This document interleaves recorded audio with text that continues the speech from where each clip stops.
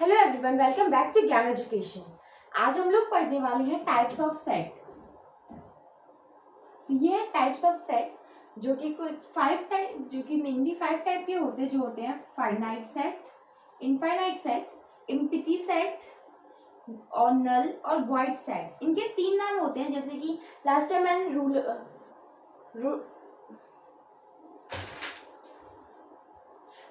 जैसे मैंने आप लोगों को बताया था रोस्टर फॉर्म और टेबुलर फॉर्म, उसी टाइप से इसको भी एम्प्टी सेट, नल सेट और वॉइड सेट बोला जाता है। एक होता है इक्वल सेट और इक्विवेलेंट सेट। तो आज हम लोग इन 5 टॉपिक्स के बारे में पढ़ने वाले हैं। तो स्टार्ट करते हैं। सो फ्रेंड्स, ये है फाइनाइट सेट की डेफिनेशन, जो कहती है a set whose element can be counted in which the process of counting its element comes to an end is called a finite set। इसका मतलब सिंपली में ये है कि कोई भी सेट है जिसके अंदर जो एलिमेंट्स अगर हम लोग उसको काउंट कर सकते हैं तो वो एक फाइनाइट सेट कहलाता है। मैं आपको इसका एक एग्जांपल दे देती हूँ। जैसे कि हम लोग W से एक सेट ले लेते हैं जिसके अंदर कि हम लोग नेम ऑफ द डेज ले लेते हैं, जो कि फाइनाइट नंबर्स फाइनाइट होते हैं, जैसे कि मंडे,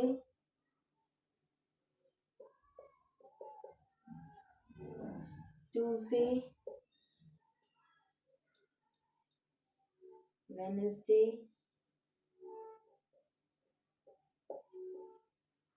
थर्सडे,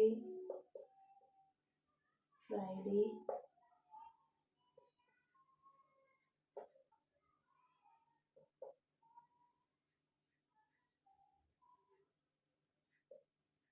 संडे। तो जैसे कि हम लोग यहाँ पे देख सकते हैं, मैंने W से एक सेट को नोटेशन, W एक नोटेशन ऑफ सेट है और इस सेट के अंदर ये एलिमेंट्स आते हैं जो Monday, Tuesday, Wednesday, Thursday, Friday and Saturday हैं। तो इससे हम लोगों को एक बात सिंपली ये बात क्लियर हो जाती है कि जो फाइनाइट सेट होते हैं उसके अंदर जो एलिमेंट्स आते हैं वो फाइनाइट होते हैं, मतलब काउंटेबल होते हैं, जिनका एक एंड पॉइंट होता है। जैसे कि ये जो डेज ऑफ द वीक हैं, ये सारे फाइनाइट हैं, ये कभी चेंज नहीं होंगे, ना कभी ज्यादा होंगे ना कभी कम होंगे। तो ये फाइनाइट है, तो इसके अंदर जितने भी एलिमेंट्स या फिर मेंबर्स हैं हम उनको काउंट कर सकते हैं, इसीलिए ये फाइनाइट सेट कहलाता है। जैसा कि फाइनाइट सेट होता है उसी टाइप से उसका अपोजिट होता है इनफाइनाइट सेट, जिसमें कि जिसकी भी एक सिंपल डेफिनेशन है जो ये कहती है अ set is said to be a infinite set if it has an uncountable, यहाँ पे स्लैश भी लग सकता है क्योंकि अनलिमिटेड भी यूज कर सकते हैं और अनकाउंटेबल भी हम वर्ड यूज कर सकते हैं। नंबर्स ऑफ एलिमेंट, मतलब कोई एक सेट है जिसके अंदर की अनकाउंटेबल नंबर्स हैं। जैसे कि आपको मैं एक एग्जांपल के साथ में इसको समझाती हूँ।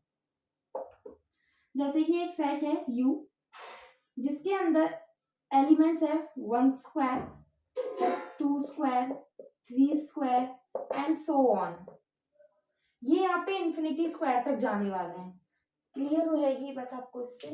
मतलब जो नंबर्स है ये नेचुरल नंबर से मैंने स्टार्ट किया है। नेचुरल नंबर्स का कोई एंड नहीं है और ये नेचुरल नंबर्स के स्क्वायर है, तो ऑब्वियसली बात है ये भी एक नेचुरल नंबर्स ही है, तो इनका भी कोई एंड नहीं होगा। जैसे कि तो इस वजह से इनको काउंट नहीं किया जा सकता, इनका कोई एंड पॉइंट नहीं, तो इनको काउंट भी नहीं किया जा सकता। जैसे लास्ट टाइम हमने डेज ऑफ द वीक लिया था, डेज ऑफ द वीक लिया था, तो उसमें हमको ये बात पता थी कि 7 है तो ये 7 ही रहेंगे, चेंज नहीं हो सकते, जो कि एक काउंटेबल थे। लेकिन इन्फिनिटी तक ये काउंट नहीं हो सकता है, तो ये इनफाइनाइट सेट होता है। ये तीनों चीजें एक ही हैं, लेकिन इनके भी सिर्फ नेम अलग अलग है।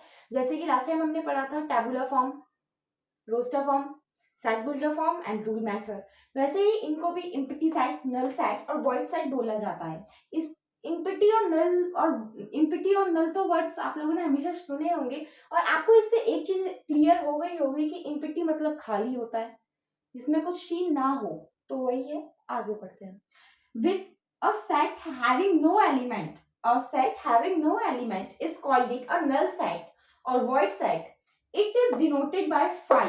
ये जो सिंबल है ये phi का सिंबल होता है और इस टाइप से कर्ली ब्रैकेट्स को खाली छोड़ के इसको रिप्रेजेंट किया जाता है नल सेट और एम्प्टी सेट को।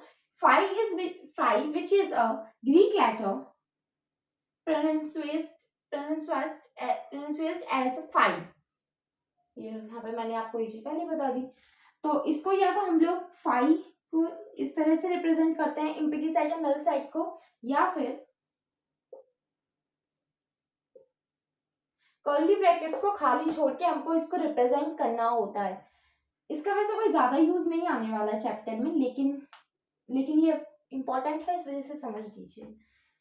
तो a set having no element is called a null set or void। it is denoted by phi or empty curly brackets which is a Greek letter pronounced as phi। तो ये simple है, इसको please याद रखिएगा, इसका आगे बहुत use है, वैसे बहुत यूज आने वाला है। तो अभी हम लोग बात कर लेते हैं इक्वल सेट के बारे में। इक्वल से मतलब बराबर, क्लियर है। तो इसकी भी एक सिंपल डेफिनेशन है जो ये कहती है a set A and B are said to be identical or equal when they have exactly the same element। मतलब कोई दो सेट हैं A and B, उन दोनों को हम आइडेंटिकल और इक्वल जब कहेंगे जब उनके अंदर जो एलिमेंट्स है, एलिमेंट्स के नंबर और एलिमेंट्स सेम होंगे। तो यहाँ पे मैं एक एग्जांपल लिया है मैंने A सेट और B सेट, जिसमें कि A सेट के अंदर जो एलिमेंट्स या मेंबर्स है वो है horse, cat, dog equals to 3। ये 3 मेंबर्स है यहाँ पे। और वैसे ही यहाँ पे बी सेट है जिसके अंदर डॉग, हॉर्स, कैट है, ये भी 3 है। यहाँ पे डॉग भी है, यहाँ पे भी डॉग है, यहाँ भी डॉग है, हॉर्स है, कैट है। तो ये सेट इक्वल और आइडेंटिकल होगा क्योंकि इसमें जो जितने एलिमेंट्स ए सेट में है, जो आइडेंटिटी है, जो नंबर ऑफ एलिमेंट्स है वो आइडेंटिटी और नंबर ऑफ एलिमेंट्स बी में भी सेम है। इसी वजह से इसको हम इक्वल सेट बोलेंगे। आप लोगों को इक्वल सेट का एक और एग्जांपल दे देती हूँ। जैसे कि एक सेट है एक्स जिसके अंदर की 1 2 3 5 एंड 4 एलिमेंट्स हैं। वैसे ही एक सेट है y जिसके अंदर 2 1 5 3 2 1 2 3 4 5 एंड 4 ये एलिमेंट्स हैं। तो ये एक सेट है या नहीं, मतलब x इक्वल टू y और x is not equal to y, ये हमको यहाँ पे क्लियर करना है, मतलब बताना है। तो इसमें x है जिसके अंदर 1 2 3 5 एंड 4 एलिमेंट्स हैं। वैसे ही एक सेट है y जिसके अंदर 2 1 5 3 4 2 एंड 4 एलिमेंट्स हैं। तो इसके हम देख लेते हैं। x के अंदर 1 2 3 5 एंड 4 एलिमेंट हैं। वह जैसे x के अंदर ये एलिमेंट्स हैं, तो यहाँ पे 1 एलिमेंट है, तो यहाँ भी 1 है, 2 है, यहाँ 2 है। 2 को यहाँ पे 2 बार लिखा गया है। तो जैसा कि मैं आप लोगों को पहले भी बता चुकी हूँ कि अगर कोई नंबर 2 बार रिपीट होता है तो उसको हम 2 बार नहीं, सिर्फ एक ही बार काउंट करते हैं। तो यहाँ पे 2 को मैं आपको पहले बता चुकी हूँ कि 2 नंबर 2 बार है, चाहे कितने भी टाइम्स रिपीट हो, लेकिन ये एक ही वैल्यू मान के 2 ही लिखा जाएगा। इसको हम कभी भी रिपीट नहीं करेंगे। ये इस केस में नहीं, हर केस में है। इस वजह से 3 का 3 हो गया, 5 का 5 हो गया, 4 का 4 हो गया। तो ये यहाँ पे 1 सारी चीजें वैल्यू जो 1 में जो सेट x में है वही सेट y में भी है। इसी वजह से ये set x equals to y होगा। x इक्वल्स टू y होगा क्योंकि इस जो एलिमेंट्स x में है वही एलिमेंट्स y में भी है। वो बात अलग है कि यहाँ पे 2 रिपीट हो रहा है, लेकिन 2 की वैल्यू हम 1 ही लेके चलेंगे। इसी वजह से ये इक्वल होंगे। तो अभी हम लोग बात कर लेते हैं इक्विवेलेंट सेट की। फ्रेंड्स, अभी हम लोग बात कर लेते हैं इक्विवेलेंट सेट के बारे में। इक्विवेलेंट सेट जैसे कि इक्वल सेट था उसी तरह इक्विवेलेंट सेट भी होता है, लेकिन इसमें थोड़ा डिफरेंस होता है। तो उसके बारे में भी हम लोग बात करते हैं। 2 definite set A and B are equivalent if their cardinal number are same। यहाँ पे cardinal number का मतलब है नंबर ऑफ एलिमेंट, मैं यहाँ पे क्रॉस डाल के लिख देती हूँ।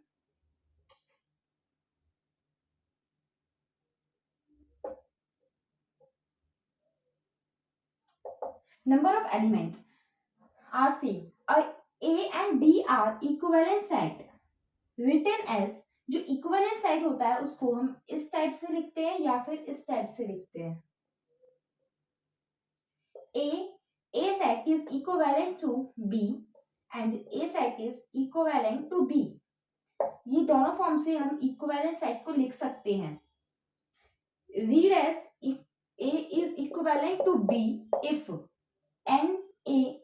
n ब्रैकेट n का मतलब यहाँ पे नंबर ऑफ एलिमेंट है, तो n A equals to n B. तो मैं इसको आपको इस फॉर्मूले का मतलब अच्छे से समझा देती हूँ।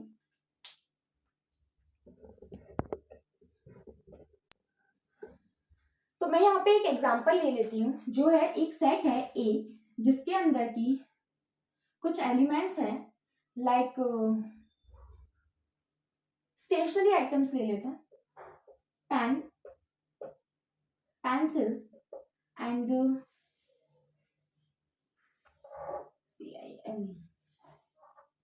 Pencil and marker.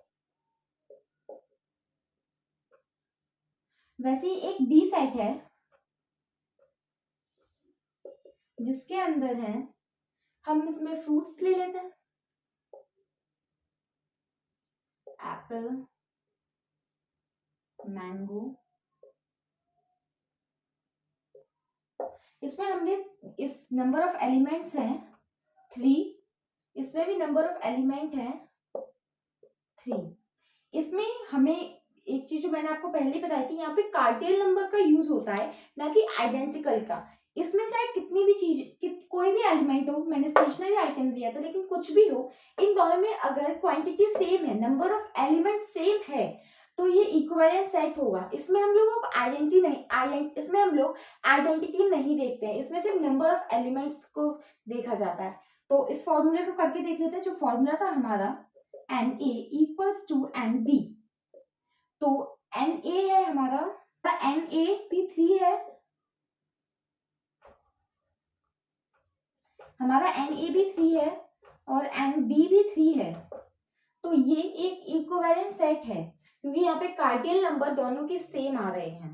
मैं आपको एक और एग्जांपल दिखा देती हूँ, एक और एग्जांपल करवा देती हूँ, जिससे कि आपका इसमें अगर आपको कोई भी डाउट आ रहा होगा तो वो एकदम क्लियर हो जाएगा।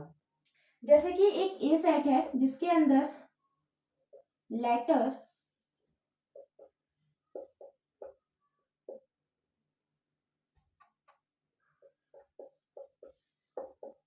फॉलो है, और एक बी सेट है जिसके अंदर लेटर,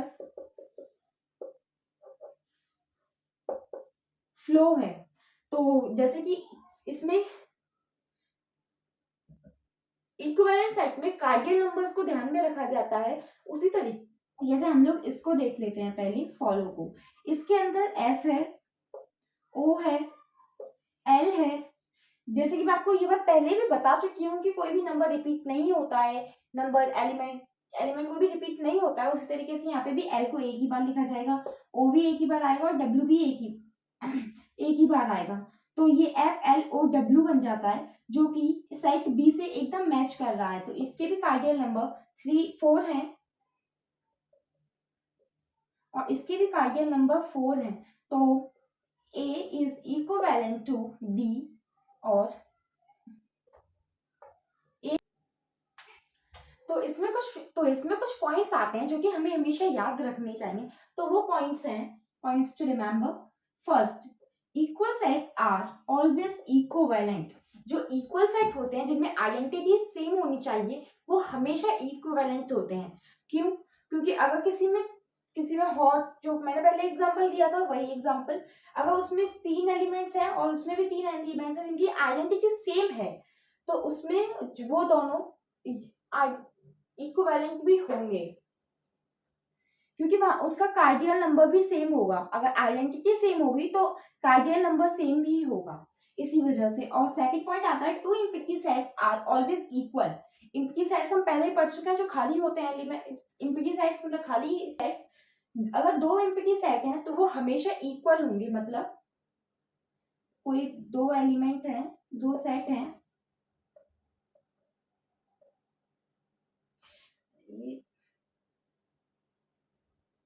वो हमेशा इक्वल होंगे, मतलब ये यहाँ पे इक्वल होंगे हमेशा। तो ये है इसका मतलब। और आता है two finite sets are always equivalent. अगर दो इनफाइनाइट सेट्स हैं, दो इनफाइनाइट सेट मतलब इनफाइनाइट सेट वो होते हैं जो कि जिनका कोई एंड नहीं होता, क्यों इसी वजह से वो सेम होंगे, क्योंकि इनफाइनाइट हैं दोनों, दो सेट हैं वो दोनों ही इनफाइनाइट हैं। जैसे एक सेट है नेचुरल नंबर्स का 1 2 3, ये सो ऑन जाने वाला है, वैसे ही इसमें एक सेट है 1 स्क्वायर 2 स्क्वायर 3 स्क्वायर, ये भी इनफाइनाइट तक जाने वाला है। इसी वजह से ये दोनों में कोई भी इन्फिनिटी है लास्ट में, कुछ भी नहीं है, कहाँ तक जाने वाले किसी को नहीं पता। इस तो पर ये जहाँ भी जाएंगे सेम जाएंगे, इसी वजह से ये इक्वेलेंट हो गए, क्योंकि इनके कार्डियल नंबर्स हमेशा सेम होने वाले हैं। आई होप कि आप लोगों को ये वीडियो अच्छी लगी होगी। अगर ये वीडियो अच्छी लगी तो अपने फ्रेंड्स के साथ में शेयर करें और ज्ञान एजुकेशन चैनल को सब्सक्राइब करें।